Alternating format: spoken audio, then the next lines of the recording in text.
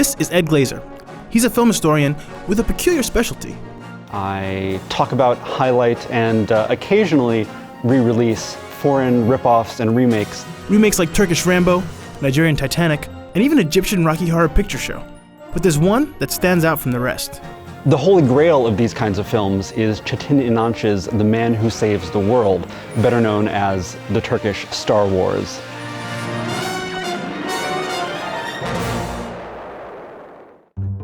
Turkish Star Wars is a 1980s action film that tells the story of two Turkish space adventurers who crash land on a desert planet and decide to overthrow its evil, tyrannical ruler. I'd never really seen anything like it. It's a little bit like a fever dream. And it's famous for, well, this.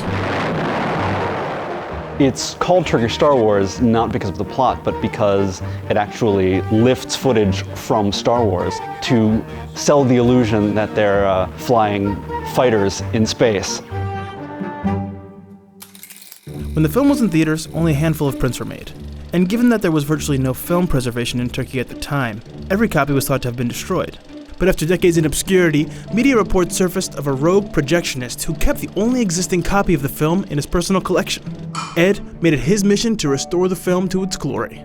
Once I got hold of the film, I got in touch with a company who was very, very excited about scanning and preserving it. Obviously, it's 30 years old. It's in a little bit rough shape. What I want to be able to do is restore it to the best possible condition and ideally in front of as many people's eyes as I possibly can. Yeah, but why go through all this trouble for Turkish Star Wars? It's so unique. Visually, it's so lurid and vivid and wild and crazy, and there's just nothing else like it. The first time I saw it was on a screen this big. Now I want to see it on the big screen the way that it was in 1982. How do you say "May the Force be with you" in Turkish?